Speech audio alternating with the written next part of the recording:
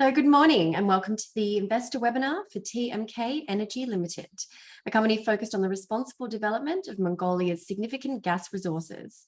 I'm Jane Morgan, and today I'm joined by TMK's CEO, Brendan Stadz. Brendan will be providing a company update and engaging in a Q&A session. So to ask a question throughout today's webinar, please use the Q&A function, which can be found at the bottom of your screen. Brendan, I'll now hand over to you. Okay, thank you very much for the introduction, Jane. And thank you to everybody who's joined today for the investor webinar. I think this is a great opportunity just to provide an update on TMK and our Gavantes coal seam gas project and to answer any questions. So again, thanks for your interest and thanks for joining today. So TMK in a nutshell, our mission is really to prove up a multi-TCF giant gas resource in the South Gobi Basin of Mongolia, close to the largest energy market in the world in China. So that's our mission. And I guess, why are we in Mongolia? Mongolia is well known for its large coal fields, particularly in the South Gobi Basin, where they export significant volumes of coal to China.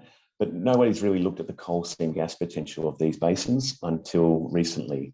So TMK is one of a handful of companies which is really leading the charge in uncovering the potential of these giant coal fields that are well known and discovering the potential of them to provide coal seam gas. There was no mechanism previously for exploring for coal seam gas in Mongolia, and so that's why a petroleum law was updated to specifically address looking for unconventional gas resources, of which coal seam gas is one, and that was really a catalyst for companies applying for and gaining exploration licenses and beginning really the early stage exploration for coal seam gas. I think it's a very exciting opportunity for Mongolia. I think all the players, including TMK, have delivered outstanding results, which really compare favourably with existing developed coal seam gas basins around the world. I guess for TMK, the opportunity at the moment is last year we completed a maiden exploration program, identified a significant or giant gas resource in the ground. And this year we've got some key work program really in the pilot well programs and more exploration, which means we'll be drilling for approximately the next 6 months and delivering results, a lot of news flow, a lot of work on the ground over the next 6 months and taking the project through some key development milestones. So I think we've got a very exciting year ahead of us with a lot of work on the ground. On this slide, we've got a lot of the highlights, but I think I'll talk to these highlights as we go through the presentation and I'll talk to them in more detail. So just a quick corporate snapshot and just a couple of points I'd like to make on the corporate snapshot. 50% of the shares are held by board and management. So the board and management have plenty of skin in the game. The top 20 has about 70% of the stock. So again, tightly held register. And the other important thing about the share register is about 50% ownership by Mongolian nationals. So I think that's important when developing a project in Mongolia, that there's a strong support from within Mongolia. So it's great to see that support on the share register. Another detail here is the cash. At the end of the last quarter, we had $2.6 million in the bank.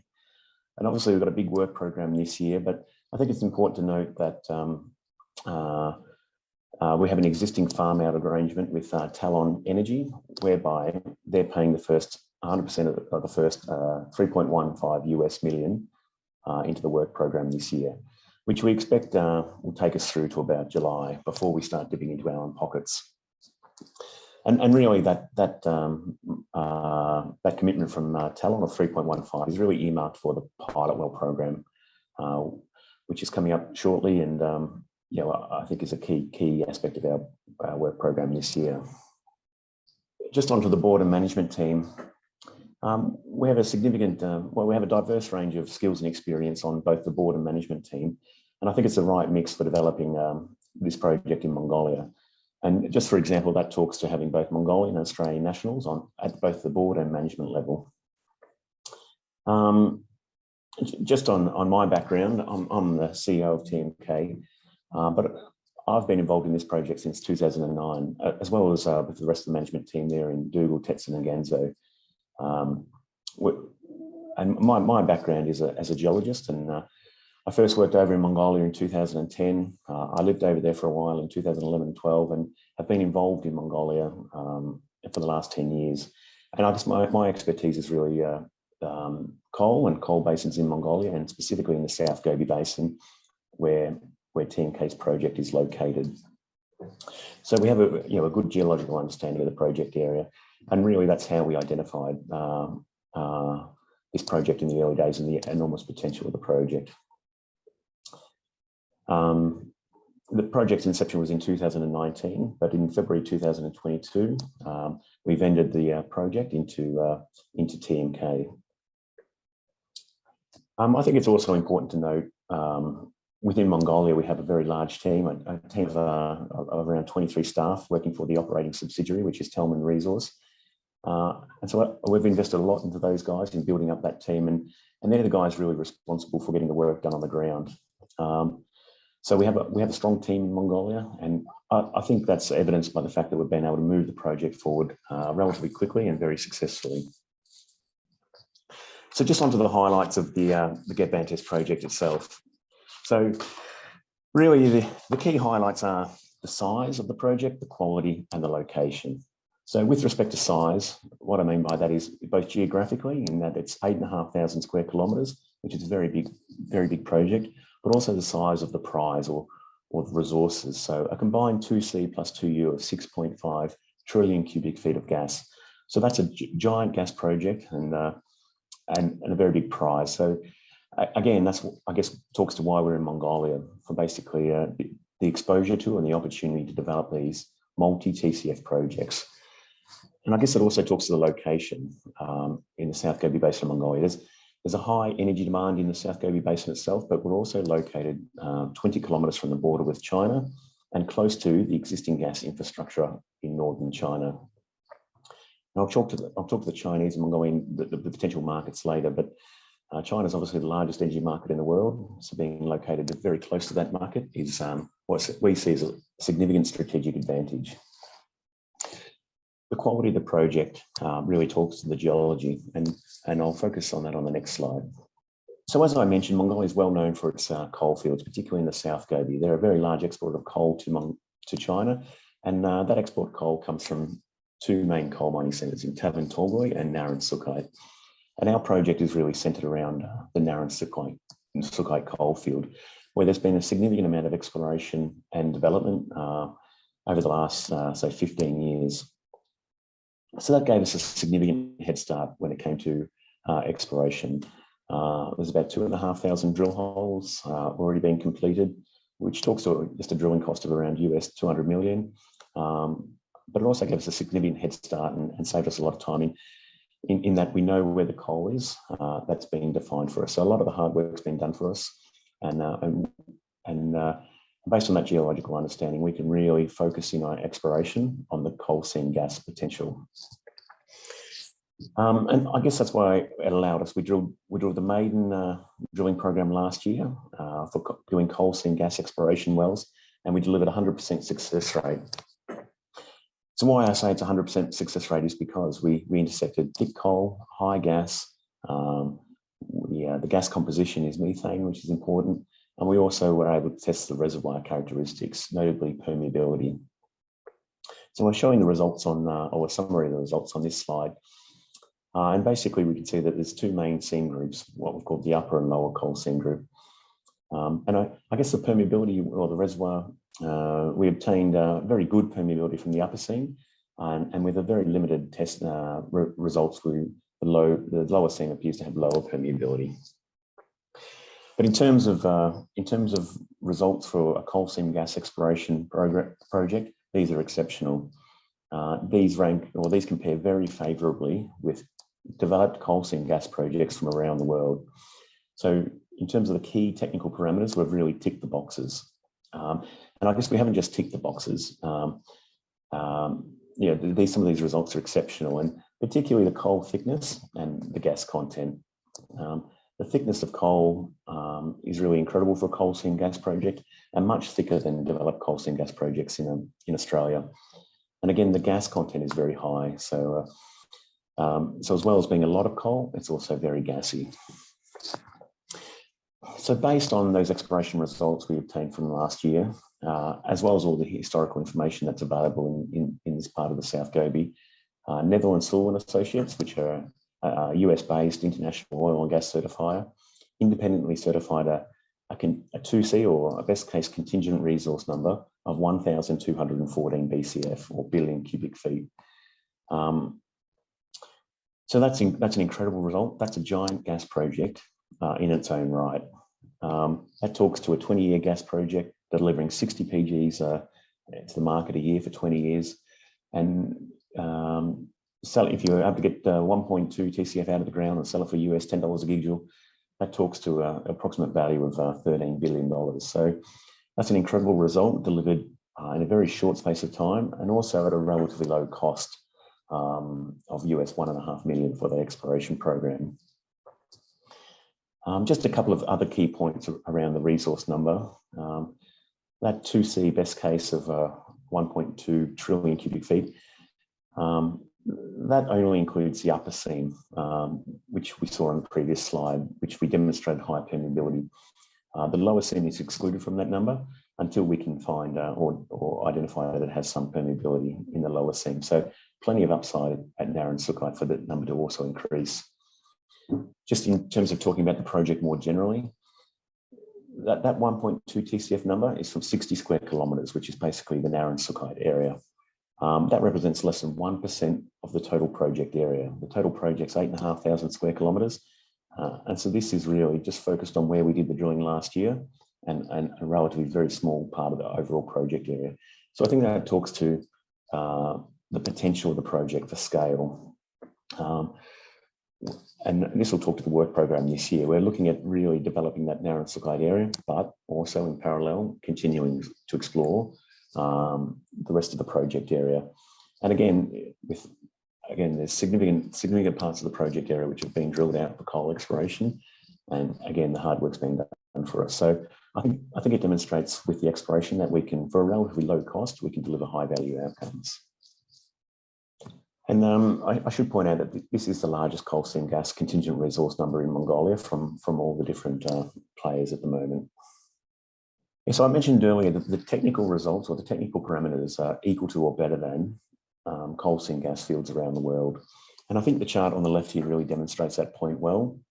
What we're looking at here is the resource density, or how much gas in the ground per unit area.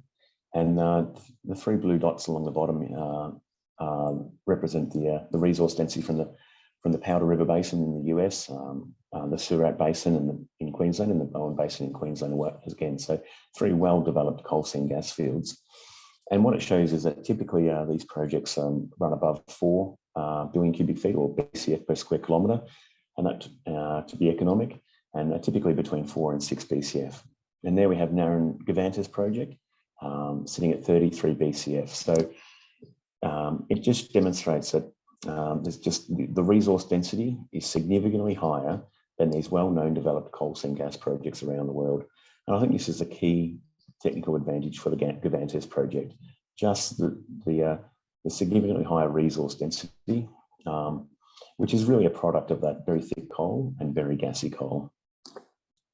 So I think we've been able to demonstrate that we have a very, very large giant gas resource in the South Gobi. And for a giant gas project, you need a big market. Unfortunately, the project's located 20 kilometres from the Chinese border and a designated border crossing there at Shivikurin, and close to that existing infrastructure in northern China. So just on the Chinese energy thematic, so the Chinese energy market is the largest in the world, but they have a particular appetite for gas. They currently source a lot of gas from Russia, Turkmenistan, and Myanmar via pipeline imports, and supplement that or fill the shortfall with high-cost LNG, which includes coal seam gas from Queensland, which is liquefied and shipped over to China, at a very high delivery cost. So their gas demands, China's gas demands, forecast to double in the next 20 years, and there's a forecast shortfall. And I think the fact that Xi Jinping was over in Moscow last week talking to Putin about new pipelines from Siberia 3,000 kilometres away across Mongolia and connecting into this existing gas infrastructure, shows that China is also shoring up gas imports into China is a significant issue, and I think that talks to the strategic location of our project, literally 20 kilometres across the border and much closer to their existing gas infrastructure than any other potential supplier. In terms of developing those relationships in China, I guess it's good to point out that last year we signed an MOU with PetroChina Dutch in Tumsite, so a wholly owned subsidiary of PetroChina, who are actually an operator of an oil field in the east of Mongolia. So they're an operator in Mongolia in the oil space. They've been there for over 12 years and drilled over 800 wells. And so an experienced operator in the oil and gas space in Mongolia. But PetroChina also is obviously one of the world's largest oil and gas companies. It's also important to note that they own that west-east pipeline system, which you can see on the map in the middle, which just runs 400 kilometres to the south of the project area. So I think it was really exciting and encouraging that a major like PetroChina was taking interest in the Gavantes project, and this is before we'd even completed the exploration program last year. That MOU is formally expired, but it's fair to say that discussions are continuing, and I expect those discussions to lead to tangible next steps as we take the project through these key development milestones. We are, as it's fair to say, we're also trying to develop we are looking at other relationships in China and developing those relationships. So as I mentioned, the mission for TMK is really to prove up a giant gas resource, a multi-TCF project, and provide that gas into the largest energy market in the world in China. But there's a couple of important steps along the way, and one of them is developing the domestic market. And there's a significant opportunity for gas in Mongolia to play a significant role in the growth and transition of the energy market. Mongolia in general has some big issues around energy security, reliability, independence, and particularly in the South Gobi area where the mining industry is really concentrated, there's a real need for reliable energy. So we see that as a very important market, and as well as suiting the development profile of a coal seam gas project. I guess the demand is really represented well by the fact that we've already signed an offtake agreement for any gas produced from our upcoming pilot well program, and that offtake agreement is for the gas that we can produce from those pilot wells, put it into reciprocating engines, and generate power to support the local mine operators. Where we're actually the Naran Sukhait area, there's 4 developed coal mines there, very high energy demand, and there's a real opportunity for gas to provide a cheap, reliable source of power to power those mines and also to support the local area. So that's a very important market for us, and it's really the first step in our commercialisation process. Just talking more broadly about and I think there's a number of opportunities in Mongolia where gas can play a very important role, but just another example is really these other high energy users in the South Gobi, and there's Rio Tinto's Oyu Tolgoi project there, which very high energy user, one of the largest copper mines in the world.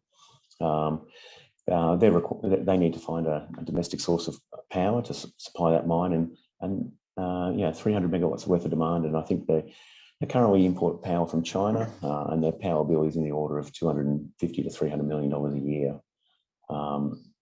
So there are a lot of domestic opportunities for gas, which are very important for TMK. So just more generally about operating in Mongolia, Mongolian economy is really a resource-focused economy. It's a very important part of their economy, and there's a great desire, and I think there's just a lot of untapped potential in the resources space in Mongolia. So I think Mongolia in general is really supportive of foreign investment coming in and developing these projects, and which has a significant impact on the development of the country and the future of the company. And I think the other key point to make is Rio Tinto are operating in Mongolia and developing that Oyu Tolgoi project. And recently they bought out their partner in Turquoise Hill for several $1 billion, and I think that shows their commitment and their support for Mongolia, that they are prepared to spend billions of dollars and take a bigger interest in that project. As I said, I've worked in Mongolia for over 10 years, and I do think it's a great place to work, and I think there's amazing opportunities there in the resource space. So just quickly on the development framework, and this talks to our partnerships. So we have an existing partnership with our farm out agreement with Talon Energy, and we signed this farm out agreement in 2001, whereby they paid for the work program last year up to $1.5 million, and then had an option to walk away or commit to stage 2, whereby they earn their 33% and commit an additional 3.15 million to the work program this year. So obviously with the drilling program last year, we really delivered great results, exceptional results, and they've committed and moved forward into stage 2, whereby they're earning a 33% interest in the project and funding the pilot well program, which is a key component of our work program this year. So TMK has 67% direct working interest in the project and the operator, and Talon Energy has a 33% interest at the asset level, or a direct working interest in the project.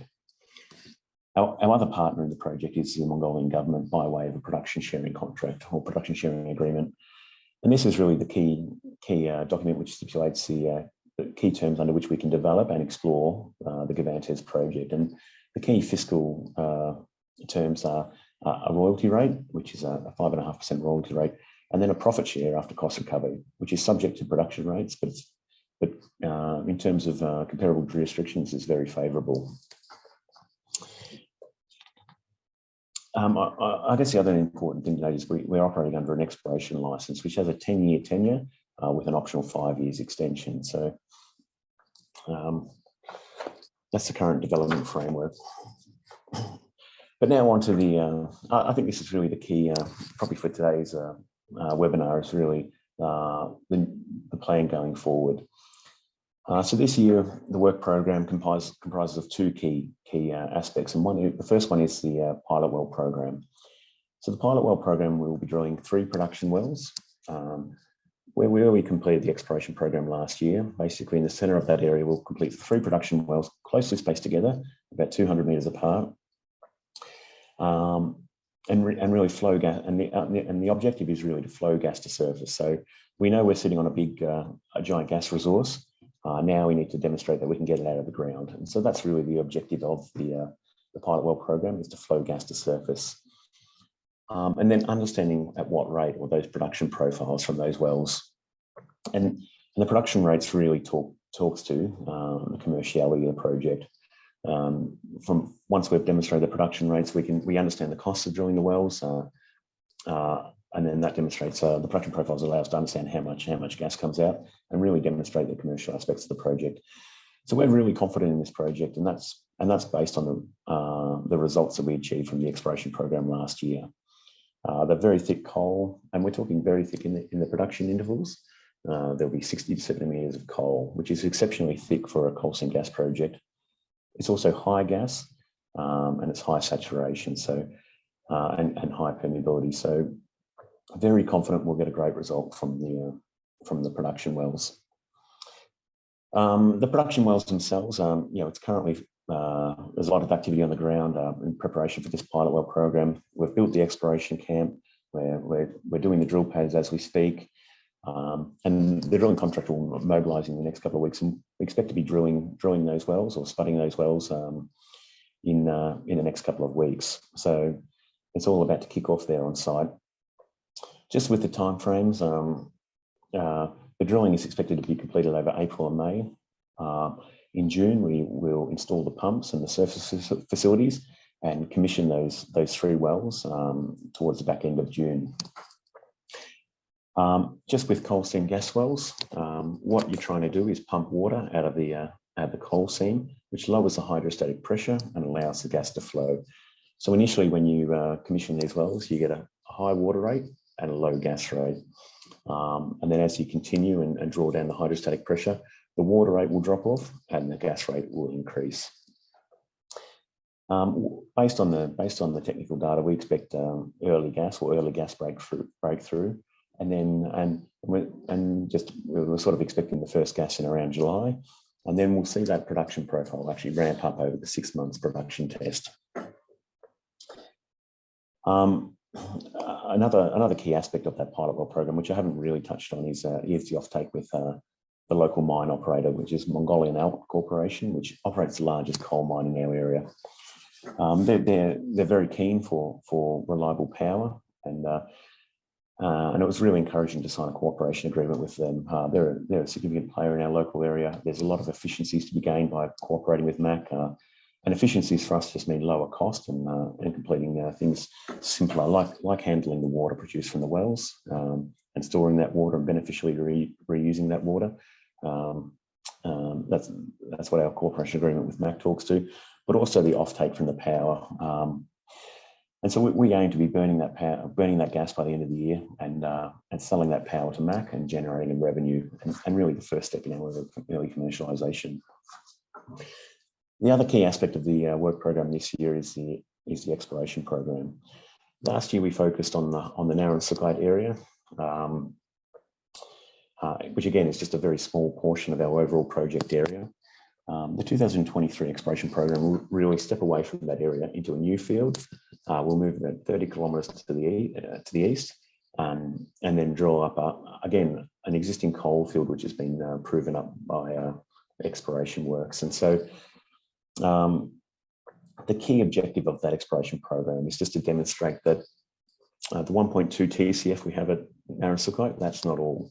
The coal continues for significant distances to the east, and what we want to demonstrate is that we can continue. Obviously, we're very focused on developing Narrabeen and getting gas to service and commercialisation, but we want to demonstrate that that's not all. The project's got much more potential, and with potential, and we want to prove that scale. So the project has significant scale. So that's the work program for 2023. And so, as I mentioned, we'll kick off the production well drilling in the next couple of weeks. Once we finish the production well drilling, we'll move into exploration drilling. So there'll be drilling for about 6 months. There'll be results coming through, a lot of work, a lot of news, and taking the project through some key development milestones. And I think really the important one is really gas to surface, proving that we've got a large resource and we can get it out at very attractive production rates. I think just at the back of the presentation, we just have a bit of a timeline of how we got to where we are today. And I think this is a real credit to the team, and particularly the team in Mongolia, who have been able to advance the project since the inception of the project in January 2019. We set our mission to develop a multi-TCF, or a giant gas resource, and then commercialise that gas. And I think this demonstrates the last 3 years we've made significant steps forward, and again we have a clear plan to achieving our goals. So thanks very much for dialing in today, and your interest in TMK. And you have answered quite a few of these, but I'm going to jump into them anyway. So what makes Mongolia a good jurisdiction for mining and exploration?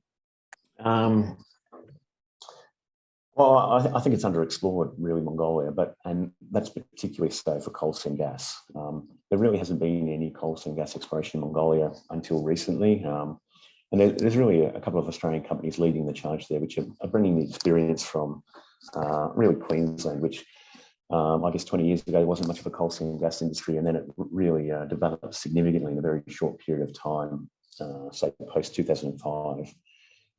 So there's a lot of Australian companies who recognise, well, the first step in coal seam gas projects is obviously finding coal, and Mongolia is well known for these giant coal fields. And so I think it's underexplored for coal seam gas, and there's huge potential.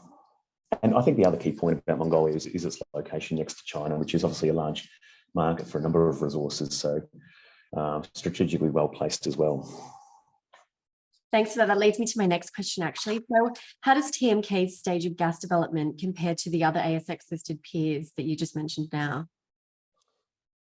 Well, I think we're at a similar stage, and I guess those peers are really Elixir Energy and Jade Gas Energy, and they were first cabs off the rank. Elixir was first, Jade was second, and we're sort of the third. But so we're all in the leading bunch. But it was very encouraging to see Elixir last year complete a pilot well program and a flowing gas to surface and flaring as we speak. And I saw Jade Gas earlier this week also flaring gas. And And so I think it's great that they able to demonstrate there's gas in the ground in the coal, and they're demonstrating they can get it to surface and flare gas. So I think it's a really exciting time for all of us in Mongolian coal seam gas. I guess we were behind. They were first and second cab off the ranker, but I think we're moving very quickly, and I think So I think we're at a similar stage at the moment, and we're hoping to advance our project to early commercialisation by the end of the year.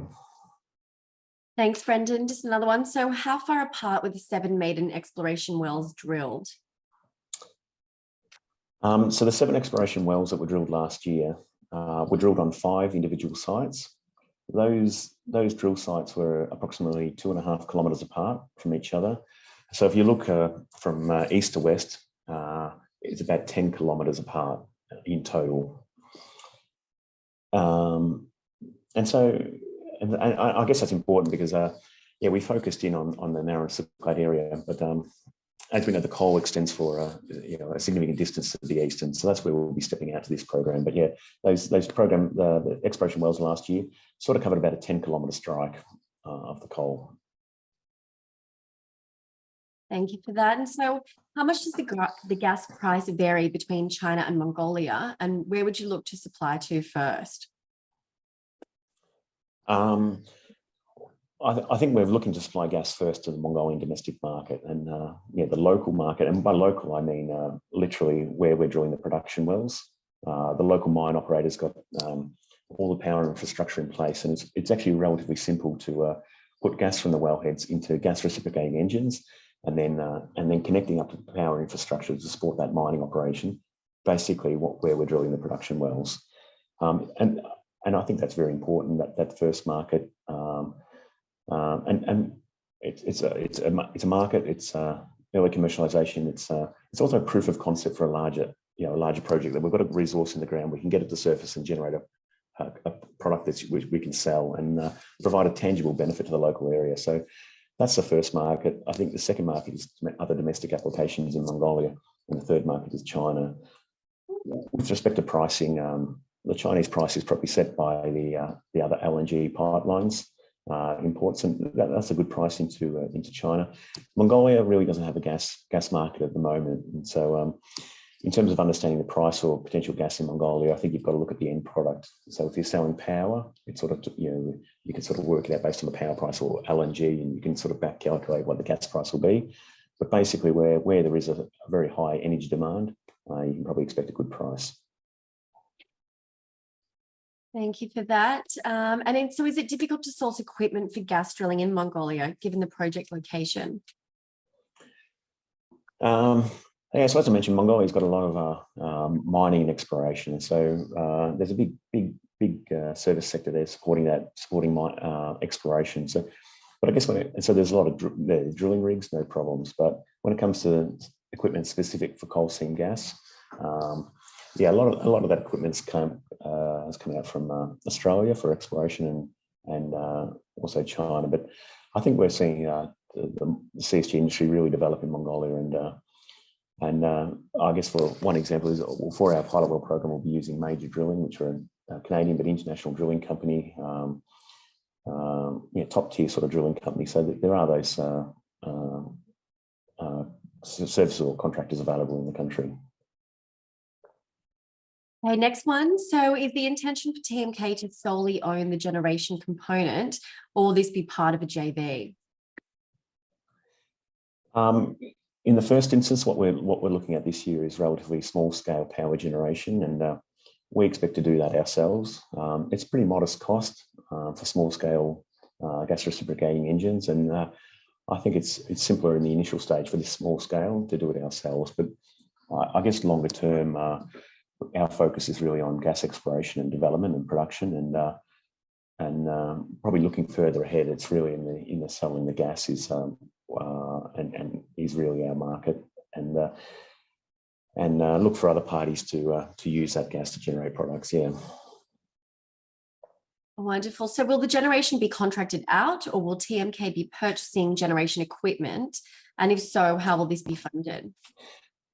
Yeah, so I think in the first instance we'll be purchasing the gas reciprocating engines, but as I mentioned, in the first instance it'll be a relatively modest setup, and that talks to low cost. But then it's easily scalable. So, for example, it probably won't. Initially, it probably won't match the production profiles of the wells, but once we understand the production wells, we'll look to match it to that, and then even the next step is additional wells to then match to the demand of the local area. So, I guess initially we'll be doing small scale power generation ourselves, but looking further ahead, we'll probably look for other partners to do that component.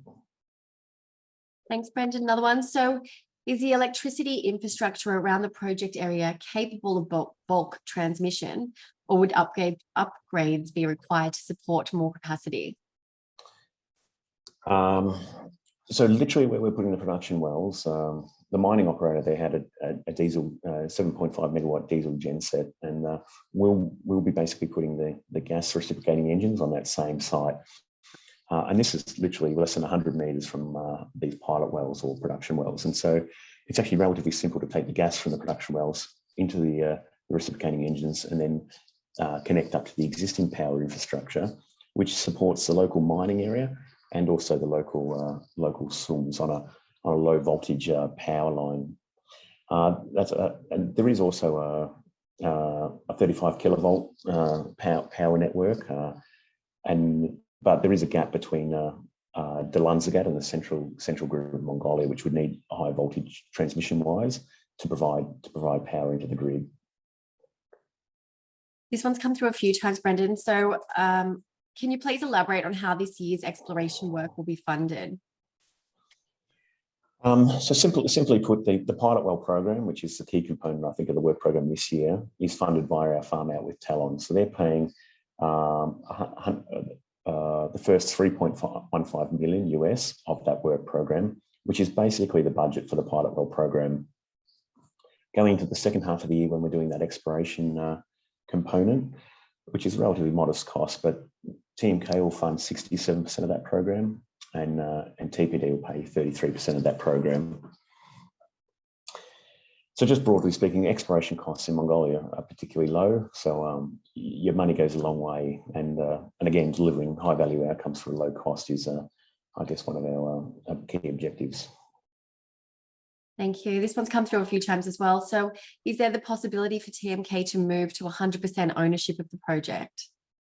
I think there's a possibility. TPD put out a strategic review where they're looking at options for their 33%, and we're obviously very bullish on the project. The farm agreement was stuck in 2021. We were a private company in the early stages. I think we've significantly de-risked the project since then, and that's thanks in some part, or in part to the money Talon's committed to the project. So yeah, there's opportunities there, and we'd like as much exposure to the projects as possible because yeah, we think the project's got an enormous potential, and we can add a significant amount of value. So